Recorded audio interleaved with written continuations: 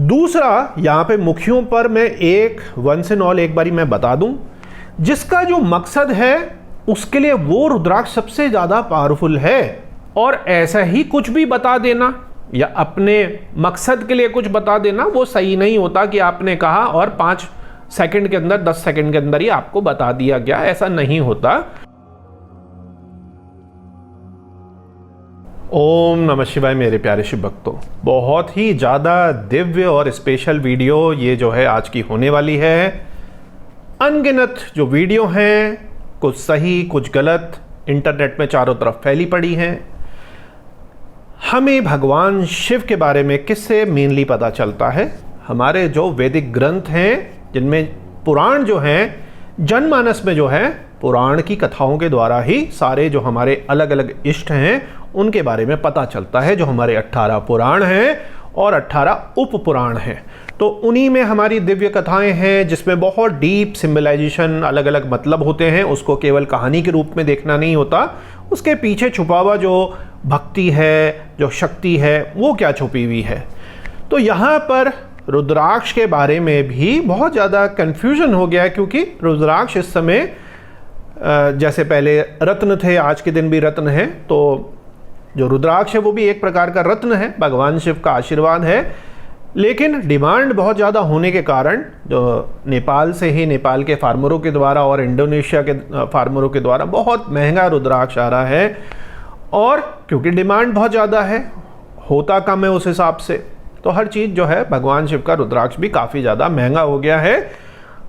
जबकि हम केवल बात कर रहे हैं शिव पुराण, देवी भागवतम पुराण और हमारा पद्म पुराण वगैरह के हिसाब से 14 मुखी तक के रुद्राक्षों की, क्योंकि मेनली जो है वो 14 मुखी रुद्राक्षों तक ही वर्णन करा गया है।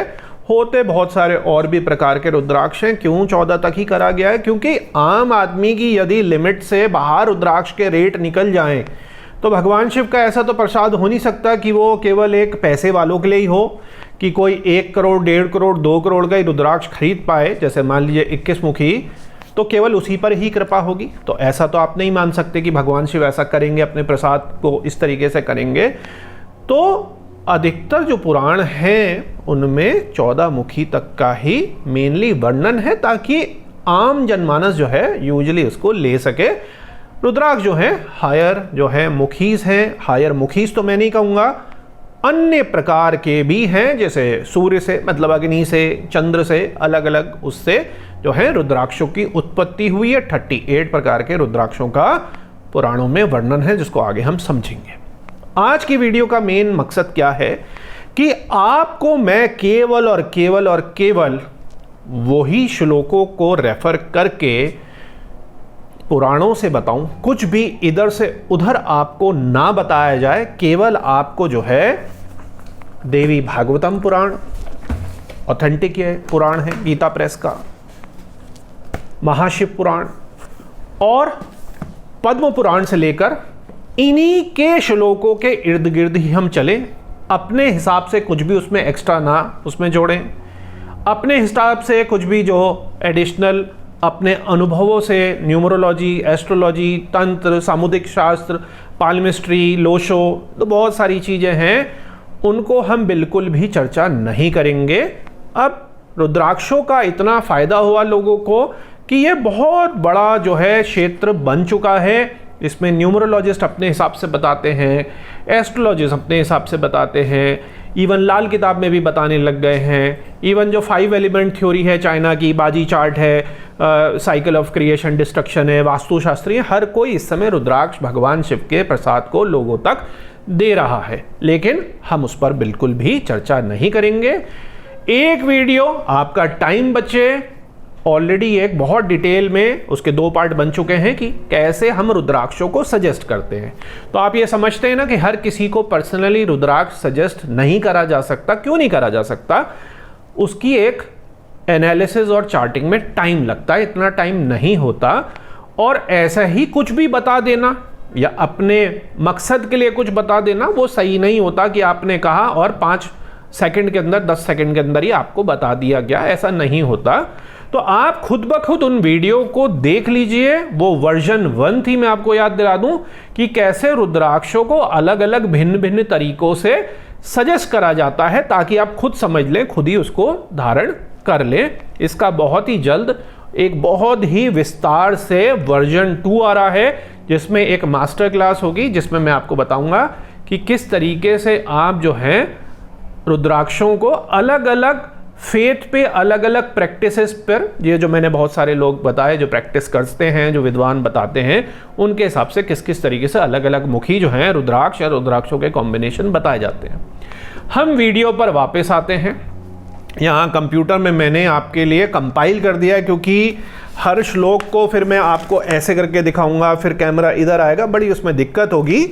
तो यहाँ पर श्लोकों के रेफरेंस नंबर हैं। मेनली आप खुद ब खुद इनकी अधिकतर जो है डिजिटल PDF आपकी फ्रीली अवेलेबल है, और ये लोग बहुत ज़्यादा मेहनत करते हैं। गीता प्रेस तो आपको पता ही है कि बहुत ही कम मार्जिन पर काम करती है। तो मैं आपसे ये कहूँगा कि जिसके लिए भी संभव हो, गीता प्रेस या अन्य भी जो और हैं, चौकम्बा हैं, बाकी भी अच्छे पब्लिकेशन हैं, उनकी पुराण आपके घर में तो होनी ही चाहिए। बिल्कुल नॉमिनल रेट्स में ये होती हैं। आपको कई बार सोच के ताजुब होगा कि इतने अच्छे, इतने सारे पन्ने इतने कम रेट पे विद हार्ड बाइंडिंग आपको कैसे मिल जाते हैं। तो ये आप कम से कम जो शिव भक्त हैं वो 3-4 पुराण तो रखिए, और आगे चल के बिल्कुल 18 पुराण आपके पास होने चाहिए। अब हम एक एक करके चलेंगे और बहुत ही विस्तार से लगभग एक एक श्लोकों को आपके लिए कंपाइल करा है। वेस्ट हम टाइम नहीं करेंगे, क्योंकि यही वीडियो काफ़ी ज़्यादा लंबी हो जाएगी। तो बहुत तेज़ी से हम चलेंगे, क्योंकि वीडियो का मकसद क्या है, 1 मुखी, 2 मुखी, 3 मुखी, 4 मुखी, 14 मुखी में क्या बताया गया है, किस तरीके के रुद्राक्षों को धारण करें, किस तरीके से नहीं करें, रूल रेगुलेशन क्या है, कितने मुखी तक पहने, कितने सारे रुद्राक्ष कोई व्यक्ति पहन सकता है, और उसका क्या फल मिलेगा, किस तरीके से भगवान शिव ने पार्वती जी को या भगवान शिव ने कार्तिकेय जी को बताया। अलग अलग समय पे भगवान शिव की अलग अलग कथाओं में, अलग अलग पुराणों में अलग अलग तरीके का वर्णन है। तो इन्हीं पर हम चर्चा करते हैं और वीडियो को आगे बढ़ाते हैं। कई बार ये आपको बताया जा चुका है, तो कथा को हम नहीं लेंगे कि कैसे रुद्राक्ष उत्पन्न हुए। तो मेरे प्यारे शिव भक्तों, जो नए लोग हैं उनको छोटे से मैं बता देते हैं कि रुद्राक्षों का जो उत्पन्न होना था भगवान शिव के आंसू से था। वो कई दिव्य हजारों वर्षों तक मेडिटेशन कर रहे थे, ताकि जो पृथ्वी पर मनुष्य लोग हैं उनका कुछ भला हो सके। तो जब वो डीप मेडिटेशन के, कई कल्पों के मेडिटेशन के बाद जब उनकी आंखें खुली, तो उसी समय एक दिव्य आंसू था वो धरती पर गिरा, और वहीं से जो पहले रुद्राक्ष का जो पेड़ था उसकी जो है उत्पत्ति हुई। अब हम कथा को तो हमने जान लिया, ये काफ़ी डिटेल में मैंने पहले भी अन्य वीडियो में बता रखी है। यहाँ से हम शुरू करते हैं। जो रुद्राक्षों की महिमा है उनके बारे में अलग अलग तरीके से, किस तरीके से पुराणों में बताया गया है। तो यहाँ पर जो स्कंद जी हैं वो नाथ से पूछते हैं, मतलब भोलेनाथ शिव जी से पूछते हैं। स्कंद जो उनके बेटे हैं, मुरुगन हैं, कार्तिकेय हैं, देव सेनापति हैं, वो कहते हैं मैं रुद्राक्ष की महिमा के तत्व को जानना चाहता हूँ। ये मंत्र जपने में, धारण करने में तथा दर्शन और स्पर्श करने से क्या फल मिलता है, ये बताइए। इसके जो ऑथेंटिक श्लोक हैं वो यहाँ पे लिखे हैं विद नंबर, इनको आप ट्रैक कर सकते हैं यदि किसी ने करना है। तो शंकर जी ने कहा कि रुद्राक्ष का दर्शन करने से लाख गुना पुण्य होता है, स्पर्श करने से करोड़ गुना होता है, धारण करने से 10 करोड़ गुना होता है, तथा जप करने से लाख करोड़ गुना ये फल होता है। तो दर्शन मात्र से ही कई लाख गुना पुण्य होता है। दर्शन से ज़्यादा स्पर्श उसको छूने से होता है, छूने से भी ज़्यादा उसको धारण करने से होता है, और धारण करने से भी ज़्यादा जो है वो उससे मंत्र जाप करने से, माला से होता है। ये मैं कई बारी आपको बता चुका हूँ। इस पर मैंने 1-2 वीडियो में भी बताया भी है कि एक सिंपल सी जो पंचमुखी माला है वो बहुत ही ज़्यादा पावरफुल हो सकती है यदि आप में समय हो, साधना आप कर रहे हो, उस पर आप जप कर सकें। तो जिनके पास लेकिन समय नहीं है तो वो क्या करते हैं कि उन्होंने एक कवच पहन लिया, एक बीड पहन लिया, एक रत्न पहन लिया, एक सिद्धा माला पहन ली, उससे ऊपर इंद्रा माला पहन ली, उनकी अपनी अपनी मर्जी है। लेकिन जो शिव साधना में, शिव भक्ति पर निष्काम भाव से आगे बढ़ना चाहते हैं, उनके लिए एक जप माला जो है वो किसी भी महंगे से महंगे रुद्राक्ष से बहुत ज़्यादा जो है वो हायर हो जाती है। ये खुद आप देखिए कि यहाँ पर पुराण कहते हैं। केवल बात वही है, सकाम भाव या निष्काम भाव, पूजा अर्चना शिव साधना में फिर हमने कुछ मांगना नहीं है, तो उनके लिए 5 मुखी रुद्राक्ष ही पर्याप्त हैं। जैसे कि ये हैं, इसी पर ही साधना चलेगी, इसी पर ही हमारी जो जप की माला है वो चलती चली आ रही है। जिसका कुछ डिज़ायर है, मैनिफेस्टेशन है, उसको अभी वो मान लीजिए यंग है, उसकी कई सारे गृहस्थ है, उसकी बहुत सारी ज़रूरतें हैं, तो वो भगवान शिव की शरण में जा रहा है कि मेरे को कुछ रिद्धि सिद्धि मिल जाए, मेरे काम बन जाए, मुझे ये मिल जाए, वो मिल जाए, तो वो सकाम भाव हो गया। तो यहाँ पर ये आपको क्लियर हो गया। एक बहुत मेन चीज़ कि कई बार आपसे लोग पूछते हैं, तो माला जप करना इज़ सुप्रीम, क्योंकि उससे आपकी कई तरीके की जो शिव सिद्धियां हैं वो मंत्र जाप से ही होती हैं। नाम जप से आपकी भक्ति होती है और मंत्र जाप से कई प्रकार की जो है एक्सेलरेटेड सिद्धियां आपको प्राप्त होती हैं। तो दोनों इसमें ये भी आपके क्योंकि प्रश्न आएंगे कि नाम जप है कि मान लीजिए भोलेनाथ भोलेनाथ भोलेनाथ या शिव शिव शिव, या मैं ओम नमः शिवाय या नमः शिवाय या ओम का उच्चारण करूं, तो ये अलग अलग मैंने आपको क्लियर कर। रुद्राक्ष को धारण करने से सभी पापी या जो पापों से युक्त हैं वो भी मुक्त हो जाते हैं, और रुद्राक्ष धारण करके अगर किसी की डेथ हो जाती है तो उसको जो है शिव तत्व की जो है प्राप्ति हो जाती है। तो चलिए अब अगले श्लोक को देखते हैं। तो देखिए, एक वक्त्रम यहाँ से चला और चलते चलते हमारा चतुर्दशा, ये हमारा एक मुख से लेकर 14 मुख तक का वर्णन है। यहाँ पर 1 से लेकर 14 मुखी रुद्राक्ष का वर्णन है। तो उसमें कार्तिकेय जी पूछते हैं कि प्रभु उन सभी के मुखों के देवता कौन हैं, आप इन्हें बताइए, उनके गुण क्या हैं, क्या दोष हैं, हे जगदीश्वर आप उसे बताइए, यदि आपकी कृपा है तो मुझे इन सब जो सीक्रेट हैं इनके बारे में आप बताइए। तो इन्हीं सीक्रेटों को हम आगे समझते हैं। तो यहाँ पर आप फिर से श्लोकों का रेफर कर सकते हैं। ये एक मुखी रुद्राक्ष, तो ये यहाँ पर द्विमुखी, द्विवक्त्रम, त्रिमुखी, चतुर्मुखी, तो 1 2 3 4 4 मुखों की पहले हम चर्चा करते हैं। 4 मुखों के बारे में श्लोक का हम मतलब समझते हैं क्या है। तो शंकर जी ने कहा जो एक मुखी रुद्राक्ष है स्वयं शिव स्वरूप है और ये ब्रह्म हत्या को दूर करता है, सभी प्रकार के पापों को नाश करता है, इसके लिए इसको धारण करना चाहिए। धारण करने वाला शिवलोक में जाता है तथा भगवान शिव के साथ आनंद अनुभव करता है।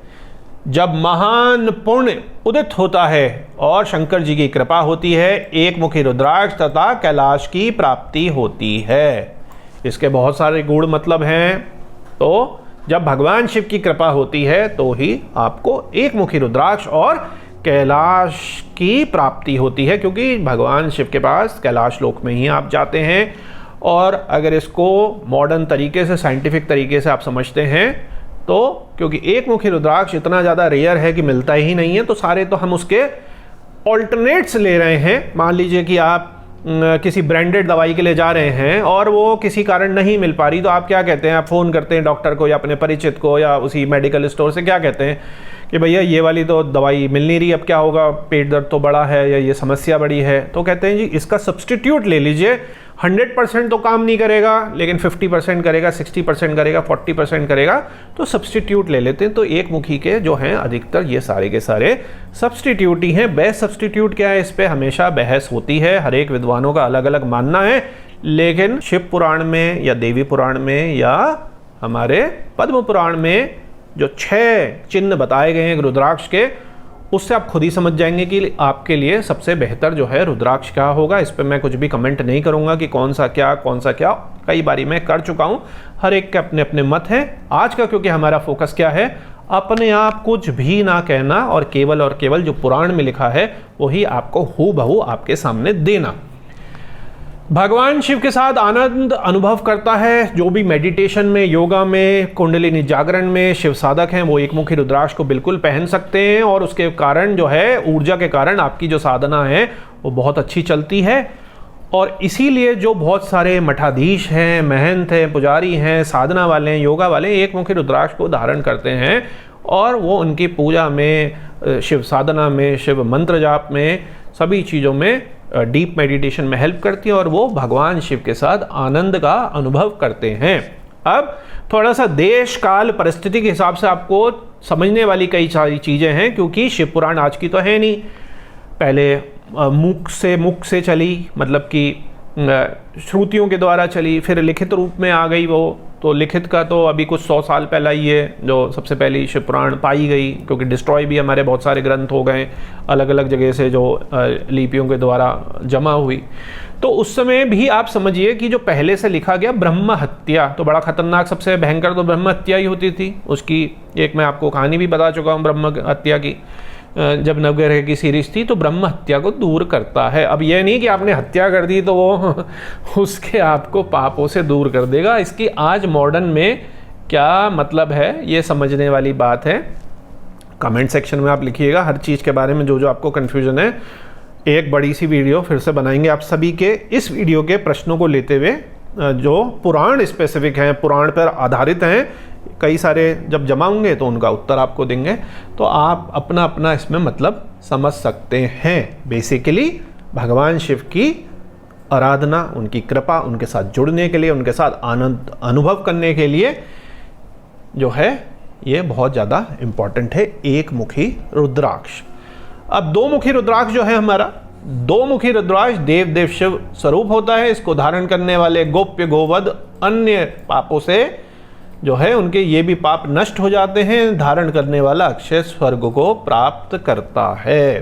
तो फिर से इसमें क्या बात आ गई, पुराना समय है तो इसमें आप देखेंगे कि अधिकतर जो है पाप कर्मों के ऊपर आपका ब्रह्म हत्या, गो हत्या, ये इस तरीके के ही पाप चल रहे, क्योंकि उस टाइम पे रेगुलर युद्ध वगैरह होते थे। अब मान लीजिए किसी ने मिसाइल फेंकी तो उस जगह पे कोई ब्रह्मास्त्र गिरा या कोई अस्त्र गिरा तो लोग मरेंगे, उसके साथ के बाकी भी मर जाएंगे, पशु भी मर जाएंगे, या अलग अलग उस समय जो भी इश्यूज चले, तो उनके हर एक को आपको देश काल परिस्थिति के हिसाब से अलग अलग चीज़ें समझनी है कि क्या इसमें चेंजेस आ गए हैं आज के दिन और अब इसका जो है क्या मतलब है। जैसे कि आपका गजयोग है तो आज आपको हाथी थोड़ी मिल रहा है।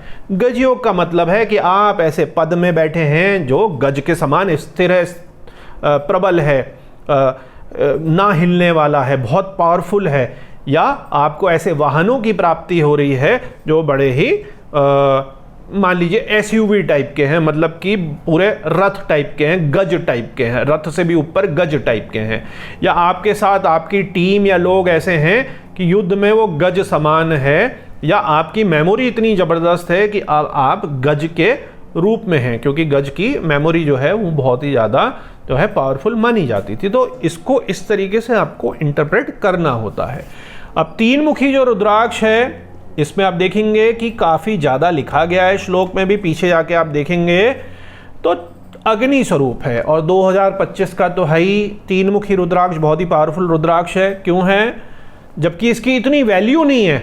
आप समझिए तीन मुखी रुद्राक्ष को लोग इतना क्योंकि बहुत ज़्यादा महंगा नहीं होता तो हल्के में लेते हैं, उतना ज़्यादा लोगों को पता नहीं है जितना कि 14 मुखी, 21 मुखी, पिछले साल 7 मुखी की बड़ी भागम भाग हुई।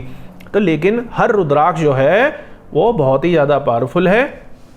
किसी में एक व्यक्ति का कमेंट आया था कि गुरुजी आपने कहा कि जो लोअर मुखी रुद्राक्ष हैं उनकी ऊर्जा कम होती है, हायर मुखियों की ज़्यादा होती है। ऐसा नहीं है, कुछ कन्फ्यूजन हुआ होगा। वो साइज़ों को मैंने कुछ कहा होगा कि 15 से ज़्यादा बड़ा जो आंवला साइज़ है वो पावरफुल है, ये बहुत छोटा साइज़ है। कुछ इस तरीके की इशू होगा, वो शायद संस्था वाले भी ढूंढ नहीं पाए, लेकिन उसको मैं यहाँ पे भी क्लैरिफाई कर दूँ। एक तो साइजेस का भी अभी हम देखेंगे पुराण के हिसाब से क्या है। दूसरा यहाँ पे मुखियों पर मैं एक वंस एंड ऑल एक बारी मैं बता दूँ, जिसका जो मकसद है उसके लिए वो रुद्राक्ष सबसे ज़्यादा पावरफुल है। अब मैंने तो अभी 14 मुखी रुद्राक्ष नहीं पहना, मैं पहन सकता हूँ, मैंने तो 5 मुखी रुद्राक्ष पहना, आगे भी मैं 5 मुखी रुद्राक्ष ही पहनूंगा। तो यह हर एक की डिजायर के ऊपर है। अगर कोई शिव साधना ही कर रहा है तो उसके लिए सबसे अच्छा रुद्राक्ष भी 5 मुखी रुद्राक्ष है, गौरी शंकर रुद्राक्ष है, 1 मुखी रुद्राक्ष है। अब किसी की मान लीजिए काम रिलेटेड चाहत है, शादी रिलेटेड चाहत है, तो क्या पहनेगा? गौरी शंकर पहनेगा, 13 मुखी रुद्राक्ष पहनेगा। किसी का जो है माइंड बहुत ज्यादा कंफ्यूज्ड है, उसको शांति चाहिए, तो 2 मुखी रुद्राक्ष पहनेगा। तो इस तरीके से हर जो मुखी रुद्राक्ष है हर किसी के स्पेसिफिक पर्पस के लिए पावरफुल है। तो मेरे प्यारे शिव भक्तों, 3 मुखी रुद्राक्ष की एक बहुत ही ज्यादा खास बात है कि जिसके भी वो शरीर पर रहता है, माना यह जाता है कि जैसे अग्नि जो है वो हमारे सारे जो पाप कर्म हैं उनको जला देती है, जैसे ईंधन को जला देती है, घी को पिघला देती है, उसी तरह जो हमारे पुराने जन्म के पाप कर्म है या इस जन्म के पाप कर्म है उनको जलाने में, हमें प्यूरिफाई करने में मदद करती है। स्त्री हत्या, ब्रह्म हत्या, अनेक लोगों की हत्या करने से भी जो पाप होते हैं, माना यह जाता है कि 3 मुखी रुद्राक्ष जो है उनको, उन पापों को विनष्ट कर देता है। जैसे अग्निहोत्र के समय अग्नि में घी की आहुति देने से जिस फल की प्राप्ति होती है, उसी तरीके की जो फल की प्राप्ति और स्वर्ग की प्राप्ति है वो 3 मुखी रुद्राक्ष को धारण करने पर होती है। वह खुद ब्रह्मा जी के समान हो जाता है। उसके जन्म जन्मांतर के जो अर्जित पाप हैं वो भस्म हो जाते हैं। उसके पेट में कोई रोग नहीं होता, वो मूर्ख नहीं होता, वो कभी पराजय नहीं होता, उसके घर में कभी आग नहीं लगती, इन सभी के अलावा उसके घर पर बिजली नहीं गिरती, और 3 मुखी रुद्राक्ष धारण करने वाले का अकल्याण नहीं होता। तो 3 मुखी रुद्राक्ष के बारे में तो बहुत कुछ लिखा गया है, एज इट इज़ मैंने आपको बता दिया। इसकी जो सिंबॉलिक मतलब है आप समझ सकते हैं देश काल परिस्थिति के हिसाब से। तो क्योंकि ये अग्नि स्वरूप है, मंगल देवता का उस पर प्रभाव होता है, हनुमान जी के वो अंडर में होता है, तो इस तरीके से ये चेनें बनी। पुराण में इस तरीके का फर्दर जो डिस्प्ले है या फर्दर जो एक्सप्लेनेशन है वो नहीं है। इनके जो आप इनसे पहले के पन्नों पे देखेंगे, श्लोकों में देखेंगे, तो उस काल के हिसाब से जब पुराण थे उस हिसाब से आप देखेंगे कि अब स्त्री हत्या, ब्रह्म हत्या, लोगों की हत्या, ये उस टाइम पे जब युद्ध होते थे देव दानव देवताओं के, उस हिसाब से लिखा गया है, क्योंकि उस समय भी तो पाप मिलने ही हैं, तो इस तरीके की चीज़ें होती थी।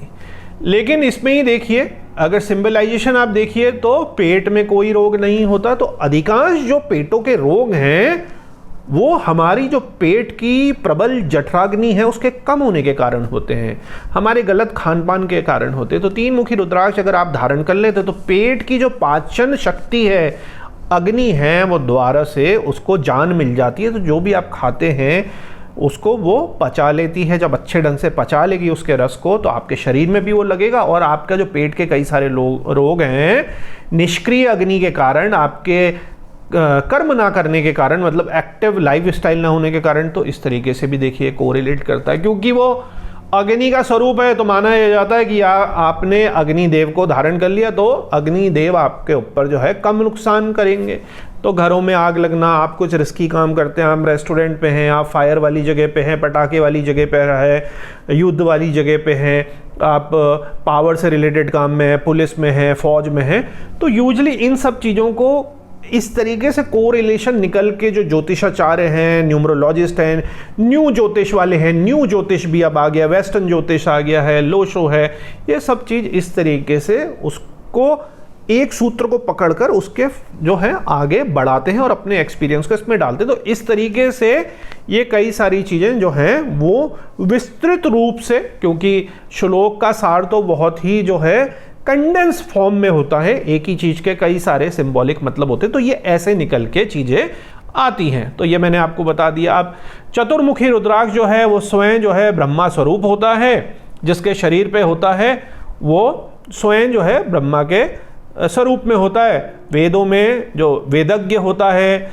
श्रेष्ठ होता है, धर्म और अर्थ के तत्वों को जानने वाला होता है, मनुष्य को मारने से, घर में बहुत सारे जीवों को मारने से होने वाले पापों को भी वो शीघ्र भस्म कर देता है। तो फिर से आप देखेंगे कि उस टाइम पे मरने, मारने, हत्या की चीज़ों की ज़्यादा बात हो रही है।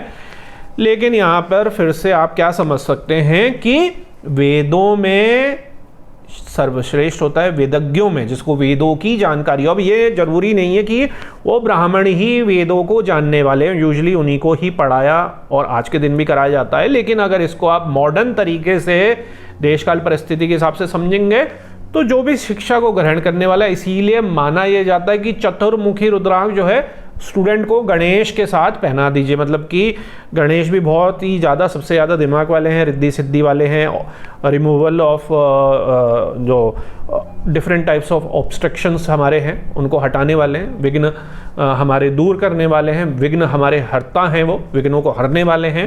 इसलिए यही कहा जाता है कि स्टूडेंट को गणेश और बुद्धि के लिए ब्रह्मा जी या सरस्वती जी जो चारमुखी रुद्राक्ष है उसका कॉम्बिनेशन पहनाया जाए। तो इस तरीके से ये कवचों के कॉम्बिनेशन भी अलग अलग विद्वानों ने कर लिए, लेकिन कवच कॉम्बिनेशन भी सही होने चाहिए। जैसे मैंने आपको यहीं से निकाल के बताया कि ये पुराणों में इस तरीके से मतलब है, जो लिखा गया है ट्रांसलेटेड है, जिसको आप यहीं से पुराणों से रेफर कर सकते हैं। और वेदज्ञों में श्रेष्ठ होना, सभी शास्त्रों का ज्ञाता। तो आजकल शास्त्रों का ज्ञाता क्या है? वो ब्राह्मण तो है ही जो ये इन सब चीज़ों में कर रहे हैं, और जो बाकी के स्टूडेंट भी हैं इर्रेस्पेक्टिव ऑफ दी वर्ण व्यवस्था जो मानते हैं आज के दिन भी लोग, तो उसके हिसाब से तो ब्राह्मण मतलब जो भी बुद्धिमान व्यक्ति है, बुद्धिमान स्टूडेंट है, वो सभी शास्त्रों का ज्ञाता हो, मतलब कि जो भी उसके सब्जेक्ट्स हों उसका अच्छा ज्ञाता हो। तो इस तरीके से मॉडर्न तरीके में इन चीज़ों को लोग जो हैं इम्प्लीमेंट करते हैं। उम्मीद है कि यहाँ तक आपको डिटेलिंग में समझ आ रहा है। ज़्यादा मैं इसको बढ़ा चढ़ा के कुछ नहीं कह रहा हूँ, क्योंकि फिर से मकसद हमारा यही है एज इट इज़ आपको चीज़ें देना। थोड़ा सा कैसे बढ़ बढ़ के आगे हो के चीज़ें इम्प्लीमेंट हुई हैं, कैसे वेबसाइटों पे डली हैं, कैसे लोग अलग अलग बता रहे हैं, तो थोड़ा सा मैं आपको रेफरेंसेस दे रहा हूँ कि उसको फर्दर इलेबोरेशन कैसे करा गया है। अब हम बढ़ते हैं आगे के मुखों पर।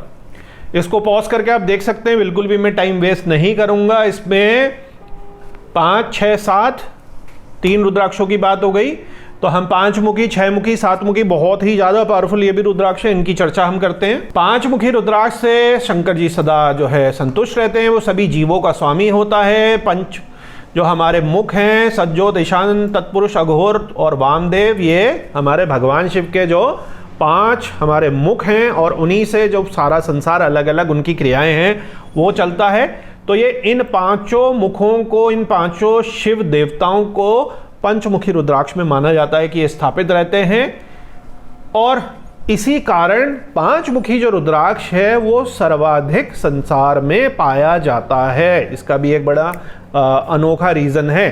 देखिए, अगर हम गौरी शंकर, गर्भ गौरी, त्रिजुटी, ये जो अलग तरीके के इवन सवार वगैरह इन रुद्राक्षों को अगर हम हटा भी दें तो हमारे पास 1 मुखी से लेकर 14 मुखी तक के रुद्राक्ष हो गए।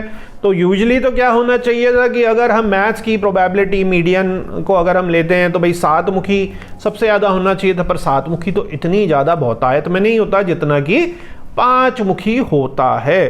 तो 5 मुखी ही क्यों सबसे ज़्यादा संसार में 99% होता है? सबसे पावरफुल तो यही है। अगर ये भगवान शिव का प्रसाद ही ना होता 5 मुखी, तो ये तो कम होता। रेयर वाले तो 5 मुखी अभी भी कम होते हैं, जैसे कि super rare 8 mm size, 9 mm, 10 mm, 11 mm, 12 mm, 13 mm। इस पे भी किसी वीडियो में कोई व्यक्ति कमेंट कर रहे थे, अरे आप गलत कह रहे हैं, नेपाली में ये साइज ही नहीं आता, ये तो इंडोनेशियन है, आप तो बेफजूल में कह रहे हैं। उन भाई साहब को यही नहीं पता कि इंडोनेशियन और जो है नेपाली में फ़र्क क्या होता है। और दोनों मैंने उस वीडियो में अगल बगल रख के दिखाए थे कि ये इंडोनेशियन है, इसके मुख घिसे हुए होते हैं। तो वीडियो भी पूरी आप लोग देखते नहीं हैं और कमेंट में कुछ भी लिख देते हैं। रेयर जो है वो 11, 12, 13 mm भी है, और हमने तो 8 mm की IGL सर्टिफाइड माला भी 2 साल में उतने छोटे 8 mm के दाने भी जमा करके दी थी, जो कि सुपर रेयर है। शौकीन लोग ही केवल इसको, जिनका एक पैशन है रुद्राक्ष के लिए, वही करेंगे इतनी मेहनत, वरना 2 साल में एक माला जमा हो रही है, उसमें आपको कितनी मेहनत लगती है। तो जस्ट मैं यही बताना चाह रहा था कि 5 मुखी का लॉजिक समझिए, क्योंकि संसार में 99% जो है, 98% जो है 5 मुखी रुद्राक्ष ही होता है, क्योंकि भगवान शिव चाहते हैं कि ज़्यादा से ज़्यादा लोगों तक 5 मुखी रुद्राक्ष मिले। इसी में महंगे कौन से हो जाएंगे? बड़े साइज 30 mm, 29 mm, 28 mm, जो कंठे साइज के, आंवला साइज के, आंवला साइज से भी बड़े आंवला साइज के, तो क्योंकि रेयर हो गए।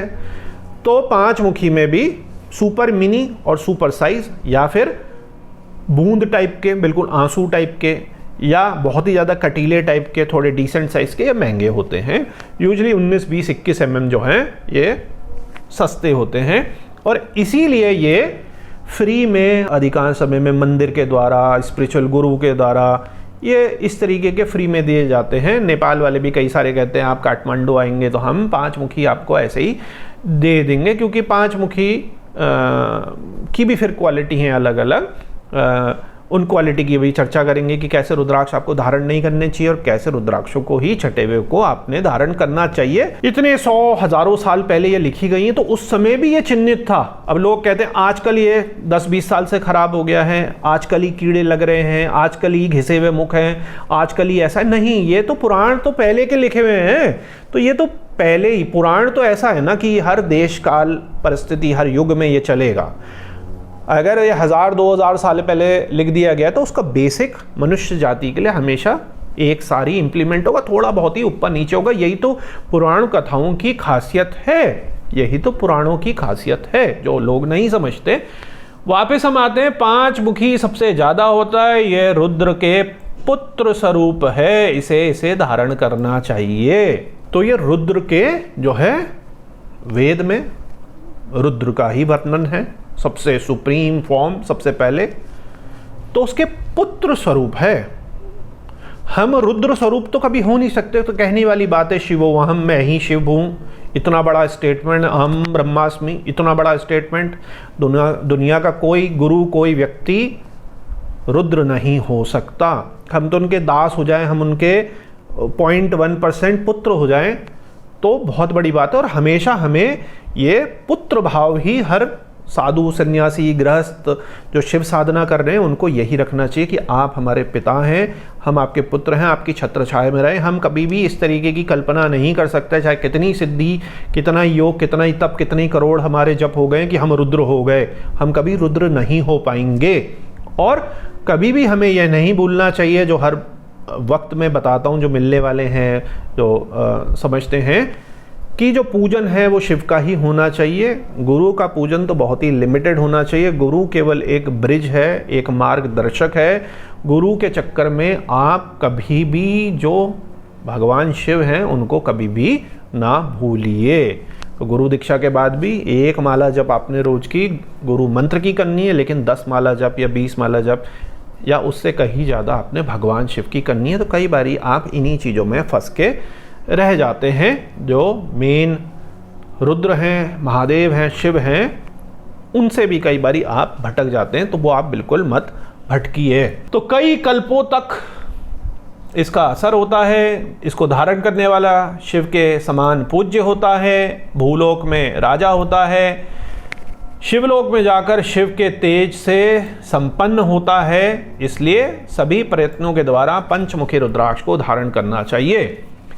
शिव के तेज से संपन्न होता है, एक तरीके से परम शिव में ही आपका जो अंश है, शिवंश है, वो परम अंश में ही मिल जाता है, ताकि आप जीवन मरण के चक्र से आज़ाद हो जाएं। इसका मेन डीप मीनिंग ये है, तो मोक्ष को प्राप्त हो जाएं, ये जीवन मरण का जो साइकिल चल रहा है उससे आज़ाद हो जाएं।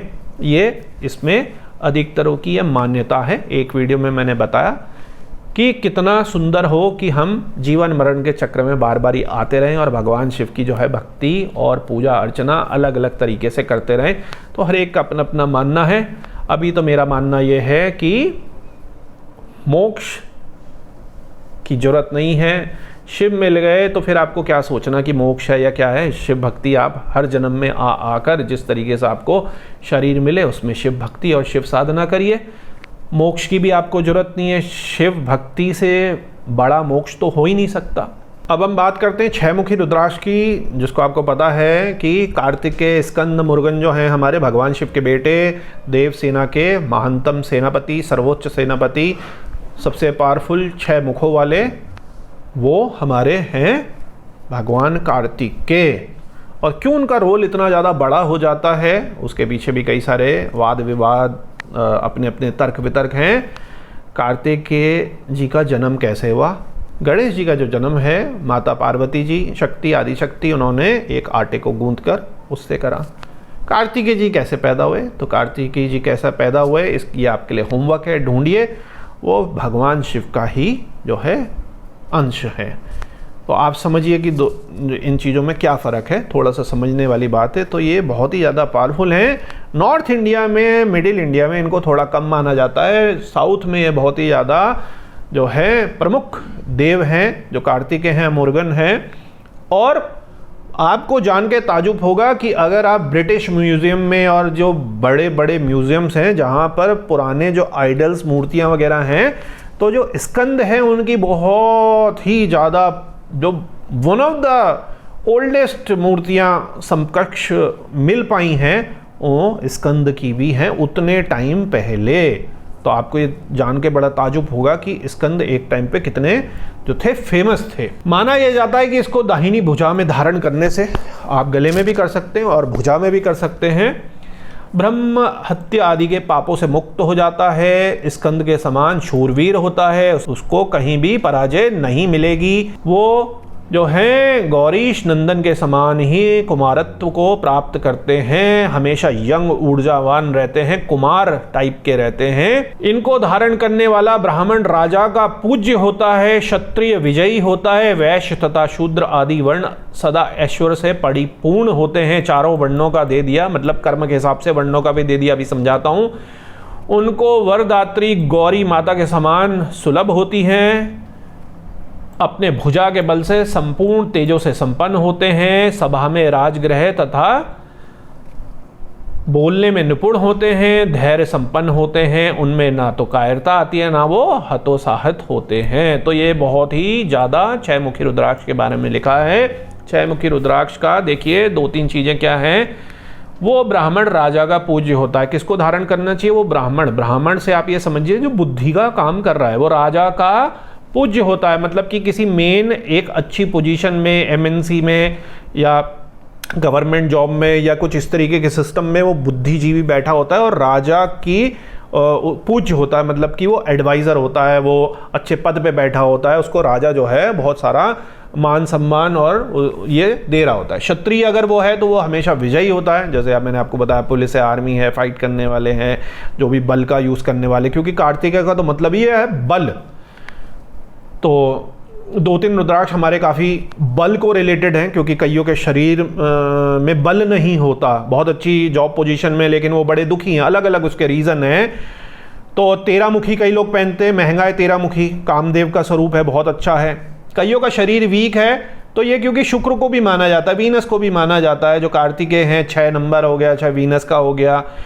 तो शारीरिक दुर्बलता जिनकी है, पैसा होने के बाद भी शारीरिक रूप से कई सारे कमज़ोर हैं, तो इसका भी है। क्षत्रिय विजयी होता है, मतलब कि कोई भी फाइटिंग वाले काम है तो उसमें विजयी होगा।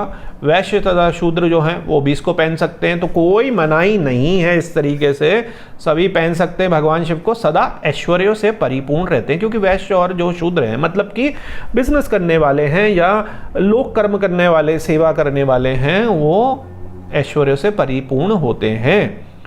तो इस तरीके से अपने भुजा के बल से ही, स्पेशली जो लोग भुजा के बल का काम कर रहे हैं, जिसमें हैंड यूज़ है, हमारा जो भुजा का बल देखा जाता है तीसरे भाव से भी देखा जाता है। तीसरे भाव में यदि कोई सबग्रही ग्रह बैठा हुआ है, उच्च का होके बैठा है, बली होके बैठा है, तो वो भी हाथ के बलों का जो है काम है। जैसे कि मैं आपको एग्जांपल देता हूँ, भाला फेंकना, स्पोर्ट्स में तीरंदाजी, shooting, driving, power lifting, boxing, कोई भी ऐसी चीज़, बहुत सारे।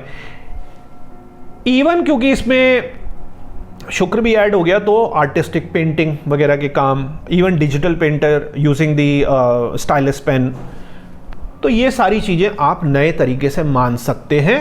यहाँ पर केवल और केवल फोकस है कि क्या एज इट इज़ श्लोकों में लिखा है, क्या इसको बताया गया है। बाकी आप इसको फर्दर जो है इलेबरेटिव समझते हैं। इसकी जो मास्टर क्लास वर्जन 2 आने वाली है कि कैसे सजेस्ट करा जाता है, जो रुद्राक्ष के विद्वान हैं वो क्या क्या सिंबलाइजेशंस को लेके चलते हैं, वो मास्टर क्लास में फ्री की आपको थोड़ी बड़ी होगी। उसके 2 पार्ट पहले आ चुके हैं, तो उसमें आप पुराणों से अलग हटके भी समझेंगे कि फर्दर मॉडर्न तरीके से क्या क्या हो रहा है। आज बार बार मैं आपको याद दिला रहा हूँ, हमारा फोकस केवल एज इट इज़ जो पुराण में लिखे गए हैं वो ही हमारा मतलब है। तो राजगृह में बोलने में निपुण होना और धैर्य से संपन्न होना, ये सारी चीज़ें, किसी को अगर धैर्य नहीं है, बड़ा मन विचलित होता है, तो 2 मुखी शांति के साथ 6 मुखी पहन ले। बोलने में डर लगता है कईयों को, they can not face the interviews, या इवन मार्केटिंग की जॉब तो कर रहे हैं लेकिन दिल घबराता रहता है, या पब्लिक स्पीकिंग में स्टूडेंट्स का दिक्कत है, तो 4 मुखी प्लस 6 मुखी, इस तरीके के कॉम्बिनेशन आपको समझ के पहनने पड़ते हैं। अब आप ये देखिए ना कि हर रुद्राक्ष के अलग अलग मुख हैं और उनके पुराणों में ही बताए गए हैं, अलग अलग फीचर्स हैं, अलग अलग दिव्य उनकी शक्तियां हैं। तो कई लोग इस पे भी कमेंट कर देते हैं, बहस कर देते हैं, ऐसा है वैसा है, लेकिन अगर ऐसा ही होता तो ये सब एक्सप्लेनेशन ही नहीं होती ना, तो फिर तो रुद्राक्ष भी नहीं होता, फिर तो भगवान शिव भी नहीं होते, तो फिर तो ये अलग अलग जो चीज़ें लिखी गई हैं वो भी नहीं होती। तो हर एक की अपनी अपनी मान्यताएं हैं और इसमें क्या कहते हैं, इसीलिए अलग अलग इसके जो मुख हैं उनके अलग अलग मतलब हैं। जैसे कि हमारे रत्नों में भी, रत्न शास्त्र में भी अलग अलग लिखे गए हैं, उस पर भी बात आती है कि कौन सा रत्न सर्वश्रेष्ठ होगा, तो लोग कह देते हैं हीरा। अरे भाई वाई हीरा, वाई डायमंड, वाई डायमंड? पहली बात तो it should be a natural diamond, ठीक है ना, जो हमारी मणि है, हमारा वज्रमणि है। तो मेरे को अगर हीरा पहनना ही नहीं है, मेरे को वो मान लीजिए कारक ग्रह ही नहीं है, या मेरे घर हॉरोस्कोप में सूट ही नहीं करता, मेरे को तो किसी कारण से मान लीजिए मंगल का पहनना है, ठीक है ना, मेरे को तो कोरल पहनना, मूंगा पहनना है, तो मेरे लिए तो कारक ग्रह है मंगल हो गया ना, क्योंकि मैं तो मंगल के लिए मेरे में कारक ग्रह बैठा है। मेरा तो रियल एस्टेट का काम है, या तो मेरा तो पावर का काम है, तो मेरे लिए तो वो अगर कारक ग्रह होके बैठे तो मैं तो मंगल का नग मेरे लिए सबसे अच्छा हो गया। तो इस तरीके से ये चीज़ें जो हैं चेंज होती हैं। अगर मेरा नीलम है, शनि है, और वो मेरे को अच्छा है, उसको और पावरफुल करना है, तो मेरे लिए तो नीलम है ना, मेरे लिए हीरा नहीं है। तो इस तरीके से ही ये चीज़ें जो हैं थोड़ी सी समझने वाली होती हैं। बाकी मैं आपको बता ही रहा हूँ। अब हम आते हैं one of the most in demand जो इस समय चल रहा है पिछले साल से, सप्तमुखी रुद्राक्ष। सप्तमुखी रुद्राक्ष जो है वो महासेन अनंत नाम नागराज का स्वरूप होता है। अब नागराज का स्वरूप होता है तो उसके आप मतलब समझ लीजिए कि अनंत जी किसका जो है सर्प हैं, वो क्या काम करते हैं, कब सुख दुख में किसके साथ रहते हैं, किसके साथ जीवन भर रहे, क्या उन्होंने त्याग करा, क्या उनकी कैपेबिलिटी है, क्या किसके साथ वो रहते हैं। तो इसमें प्रत्येक मुख में अलग अलग नागों का जो है निवास होता है। अनंत, कटक, तक्षक, ये अलग अलग जो महाबली 7 नाग हैं। ये एक पहले भी मैं वीडियो बना चुका हूँ, इसलिए इसको ज़्यादा इलेबरेट नहीं कर रहा हूँ। पुरानी वीडियोस में आप देखिएगा कि अलग अलग नाग जो हैं अलग अलग उनके माने जाते हैं। इसको धारण करने वाला उसके शरीर में कभी भी विष व्याप्त नहीं होता, ठीक है ना। और इसके प्रसन्नता के कारण सभी जो पाप हैं वो प्रतिदिन विनष्ट होते हैं। ब्रह्म हत्या, मदिरा पान, चोरी, गुरु की शैया पर सोने आदि से जो उत्पन्न पाप हैं वो हट जाते हैं और वो देवता के समान भोगों को प्राप्त करता है। तो ये जो है 7 मुखी रुद्राक्ष के बारे में है। थोड़ा सा कंफ्यूज लोग हो जाते हैं, अब 7 मुखी हैं तो लक्ष्मी जी हो गई। पुराण में जो लिखा है वो मैंने आपको बता दिया कि यूजली विष का असर नहीं होगा। तो अब तो विष है नहीं, और बहुत ही रेयर है कि आप सांपों को पकड़ने वाले हों, आप विष पे काम करने वाले हों। लेकिन किस तरीके का विष? यदि आप ऐसे किसी जॉब में हैं, आप ऐसे किसी महानगर में हैं, अब ये मॉडर्न हो गया, ये पुराण नहीं कह रहा, मैं आपको सिंबलाइजेशन समझा रहा हूं। पुराण में केवल यही लिखा है, क्या लिखा है कि शरीर में विष व्याप्त नहीं होगा, सभी पाप नष्ट हो जाते हैं। ब्रह्म हत्या, मदिरापान, चोरी, गुरु की शैया पर सोना या गुरु पत्नी के साथ कुछ वैसे संबंध होना, इसका मतलब वही है, से उत्पन्न पाप नष्ट हो जाते हैं। तैल्लोक में देवताओं के समान भोगों को प्राप्त करता है। तो भोगों को प्राप्त करता है मतलब कि भोगों के लिए यह रुद्राक्ष आप पहन सकते हैं। दूसरा, शरीर में विष व्याप्त नहीं होता, आपका ऐसा कोई भी विष वाला जो है कार्य है, या आप इसको मॉडर्न समय में ऐसे समझ सकते हैं कि आप ऐसी किसी सिटी में जिसमें एयर इंडेक्स क्वालिटी बहुत ही भयानक, बहुत ही अजीब सी, और स्पेशली आप अस्थमैटिक हैं, आपके लंग्स कमज़ोर हैं, आपकी जॉब ऐसी कुछ है, आप कॉन्ट्रैक्टर है लेकिन आपको धूल धाल या प्रोजेक्टों में जाना पड़ता। अभी मेरे पास एक कोई क्लाइंट हमारी थी क्या कहते हैं नोएडा की, और बहुत हाई प्रोफाइल वो रियल एस्टेट फोटोग्राफी करती हैं, अब उनको अटैक आ जाते हैं, मजबूरी है जाना है, ये क्या कहते हैं सऊदी भी वो जाती हैं, उनके क्लाइंट्स हैं वहाँ पे भी रेत रूत। तो प्रिकॉशन के साथ साथ, कई सारी प्रिकॉशनों के साथ साथ, मास्क के साथ और जल नीति क्रिया के साथ रुद्राक्ष 2 सजेस्ट करें, उससे उनको काफ़ी लाभ है। 10% केवल रह गया है, तो वरना क्या कहते हैं बहुत सारे इश्यूज हैं। तो आपको ऐसे मॉडर्न तरीके से भी समझना है कि ये विश किस प्रकार का हो सकता है।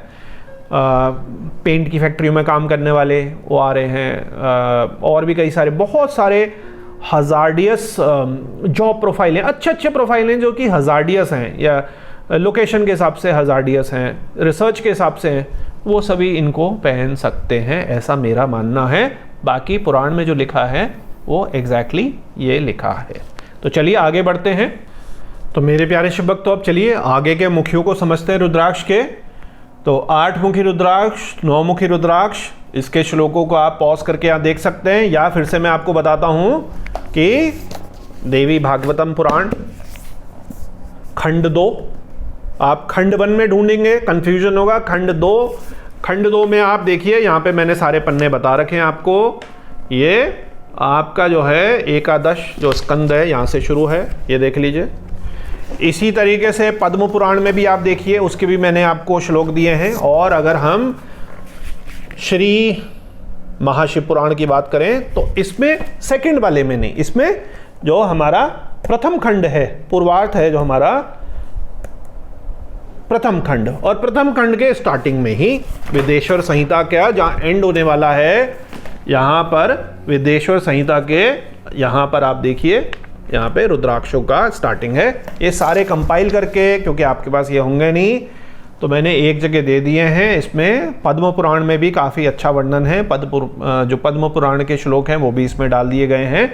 तो 3-4 पुराणों के जो हैं श्लोक जो हैं ऑथेंटिक तरीके से आप खुद भी सर्च कर सकते हैं, ये सारे हैं। आगे हम बढ़ते हैं, और 8, 9, 10, 11 और 12, ये हम 8 से 12 जो है रुद्राक्षों को समझते हैं। 8 मुख वाला रुद्राक्ष स्वयं गणेश स्वरूप होता है। वो ना तो मूर्ख होता है, ना रोगी होता है, उसके कार्यों में विघ्न नहीं आता, लिखने के काम में निपुणता होती है, सभी कार्यों को करने में कुशल होता है, सभी कार्यों को करने में प्रतिदिन सामर्थ्य बना रहता है। अर्धकूट, तूलाकूट और सर्वकूट जैसे जघन पाप जो हैं वो दूर होते हैं। शिशन उदर, हाथ से गुरु पत्नी के स्पर्श जैसे पाप जो हैं दूर होते हैं। ये 8 मुखी रुद्राक्ष जो हैं इसके बारे में है, जो पाप हैं तत्काल विनष्ट हो जाते हैं, स्वर्गलोक और भोग की प्राप्ति होती है।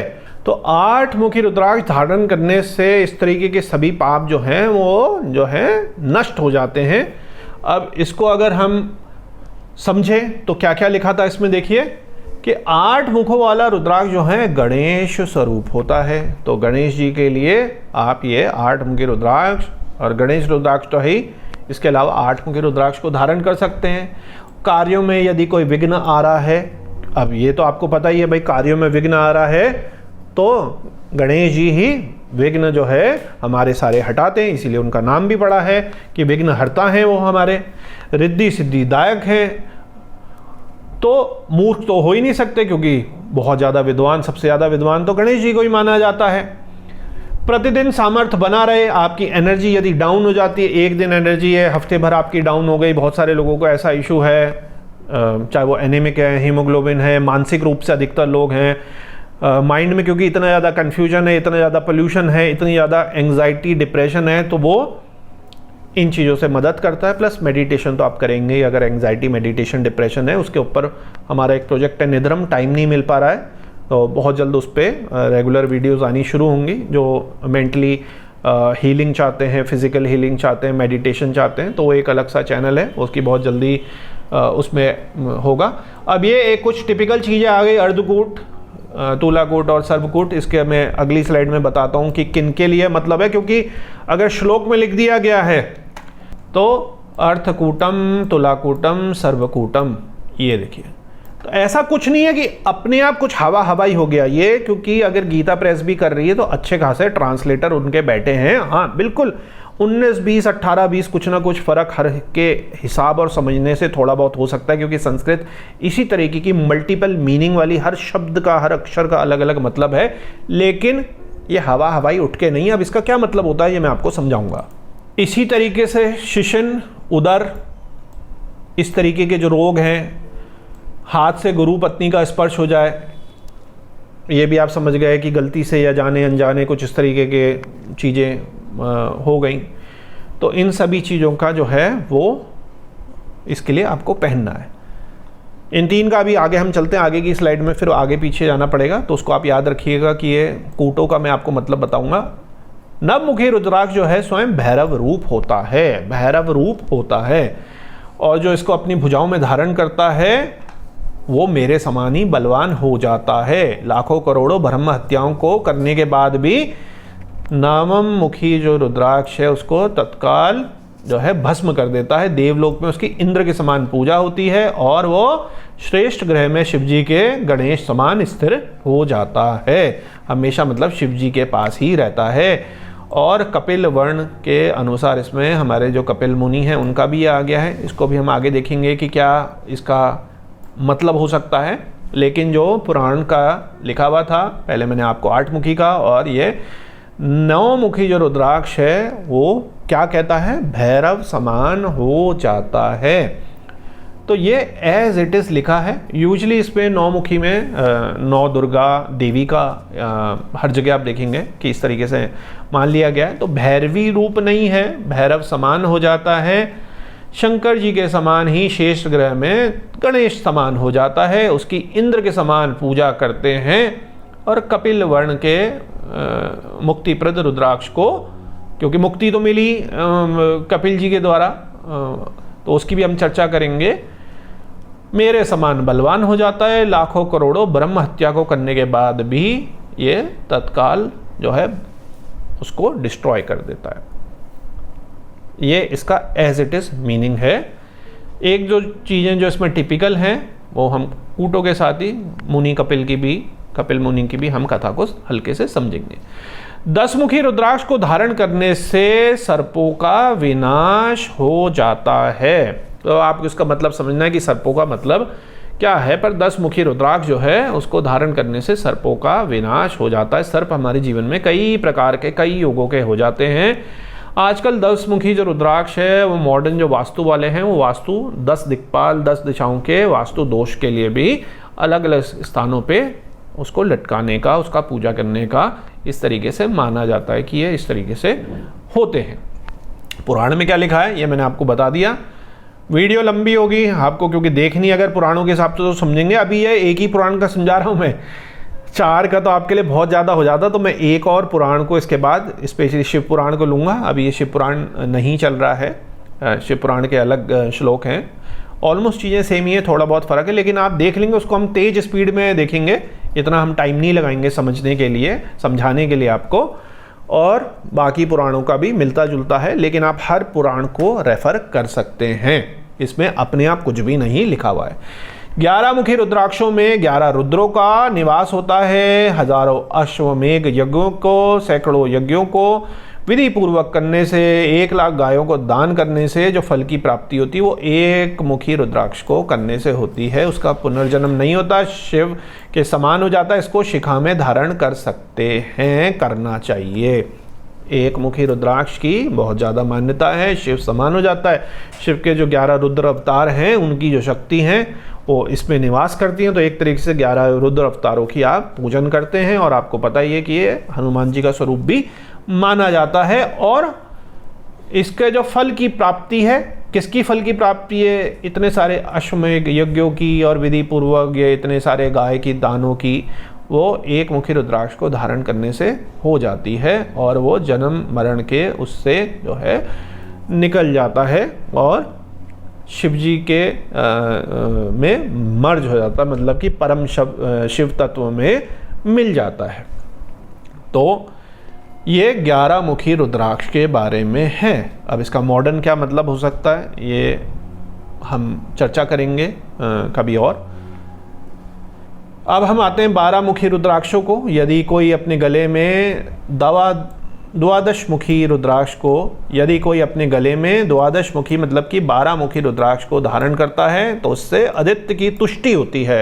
मतलब कि जो हमारे 12 आदित्य हैं, भगवान सूर्य के अलग अलग रूप हैं, उनकी तुष्टि और पुष्टि होती है। तो हमारे तंत्र मंत्र यंत्र में तुष्टिकरण और पुष्टिकरण दोनों ही होता है, उसको तुष्ट करा जाता है। इसको जो इसमें 12 जो हमारे आदित्य हैं उनका निवास होता है। गोमेद तथा नरमेद जो यज्ञ हैं, योग हैं, उनसे जो फलों की प्राप्ति होती है वो उसको धारण करने से हो जाती है। उस पर वज्रपात आदि का जो है कोई इसको धारण करने के बाद जो वज्रपात आदि होता है वो उसके चांसेस नहीं होते। अग्नि और रोग का भय नहीं होता। अर्थ लाभ करके सुख भोग कर लेता है और ईश्वर समान हो जाता है। उसको दरिद्रता नहीं रहती। हाथी, घोड़ा, मनुष्य, बिल्ली, चूहा, खरगोश, सर्प, दांत वाले जीव आदि को मारकर भी उसको पाप नहीं होता। तो ये है हमारा 12 मुखी रुद्राक्ष का पुराने हिसाब से लिखा गया है। इसलिए आप फिर से देखेंगे कि गोवध है, नरवध है, मतलब कि इसको सिंबॉलिकली आप समझ सकते हैं कि गायों की आहुतियां हैं, नरों की आहुतियां हैं, तो उससे जो फल प्राप्त होता है वो 12 मुखी रुद्राक्ष को धारण करने से होता है। और फिर से वही है कि अग्नि, रोग और वज्रपात का जो है खतरा नहीं रहता। अर्थ लाभ करके सुखों को भोगता है और ईश्वर हो जाता है, मतलब ईश्वर समान हो जाता, मतलब इंद्र समान एक तरीके से आप मान सकते हैं, कुबेर समान हो जाता है, उसको दरिद्रता नहीं रहती। तो यहाँ से आप समझे कि ये आपको किस चीज़ के लिए पहनना है। मॉडर्न अगर उसमें बात करें, क्योंकि अब गोमेद, नरमेद ये तो अब होते नहीं हैं। तो अग्नि का किसी का कुछ इशू लग रहा है, किसी के हॉरोस्कोप में पहले ही बता रखा है कि अग्नि से आप संभल के रहिए, चोट पटक रोग आपके ये है। अर्थ लाभ करने का जिसका मेन है, दरिद्रता का जिसका मेहनत करके भी दरिद्र रोग योग बन रहा है, या ऑलरेडी हॉरोस्कोप में मान लीजिए इस तरीके का दरिद्र योग है, या लाइफ पैटर्न इस तरीके का है कि दरिद्रता आ रही है, पढ़ा लिखा है अच्छा खासा, लेकिन फिर भी इशू हैं। बहुत सारे हमारे पास आते हैं कि अच्छे खासे वेल क्वालिफाइड हैं, बीटेक कर रखा है, एमसी कर रखा है, एमबीए कर रखा है, 1 साल जॉब करी, उसके बाद अब 7 साल से जॉब ही नहीं कर रहे। इश्यूज़ हैं बहुत सारे।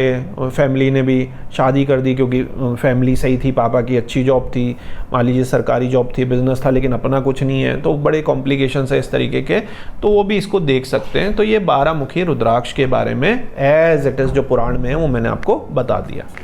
तो मेरे प्यारे शिव भक्त, तो आप देखिए समझते हैं, जो अपने ज्ञान से मैं आपको समझा रहा हूँ।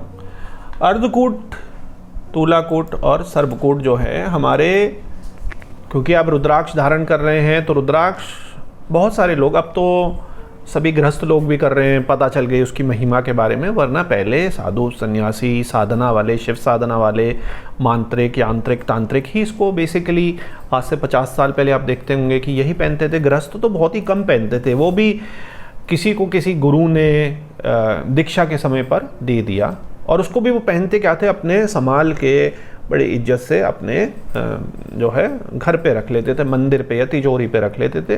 धारण तो काफ़ी कम ही लोग उसको करते थे।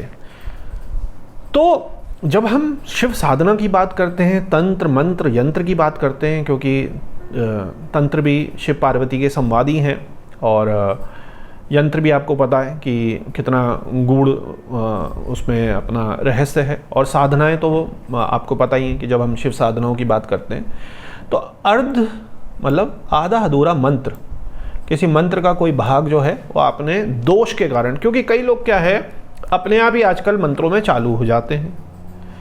अब ना तो उसका मान लीजिए उच्चारण है, ना अपनी जीवा की उन्होंने शुद्धि करी, ना मात्रकाओं के बारे में उनको पता है, तो ऐसे में कई सारे दोष हो जाते हैं। और कईयों की जीभ भी चिपकती है, उसके भी दोष हैं। कई लोग जल्दी में करते हैं कि इतने टाइम में इतने लाख करने, उसके अपने दोष हो जाते हैं। कईयों का माइंड जो है भ्रमित हो जाता है, कईयों का मुंह चिपक जाता है, कईयों की एनर्जी डाउन हो जाती है। जब हम लंबे साधना वाले जपों की बात करते हैं, जाप की बात करते हैं, 1000 2000 तो ये तो ऐसे ही हो जाते हैं ना, 10,000 भी कुछ नहीं। जब हम लंबी साधनाएं कर रहे हैं, 10 दिन की, 21 दिन की, 40 दिन की, 1 साल, मतलब बड़ी साधनाएं कर रहे हैं, तो ये बहुत सारी अशुद्धियां हो जाती हैं मंत्र की। अब ये बिना उसके, बिना संतुलन के, बिना स्वर और लय के किसी भाग को ऊंचा किसी को दबा देना, और स्पेशली जो थोड़े लंबे जप हैं, मैंने आपको एक बताया था नवग्रह की जब सीरीज थी कि उदित और उच्च भाव में वो राक्षसों को भी दे देता था, जो उनका भाग था ना, इससे बड़ा फर्क पड़ जाता है। एक को पुष्ट करना था, उसकी जगह मारण हो गया वो, तो हल्के से ही फर्क से। अब ओम का भी जो उच्चारण है, अब किसी ने कह दिया आ ऊ म होता है, बिल्कुल ही गलत। क्यों? शास्त्रों पढ़े ही नहीं, संस्कृत नहीं भी आती तो रिसर्च तो कर सकते हैं। ओम जो है वो आ ऊ म नहीं है।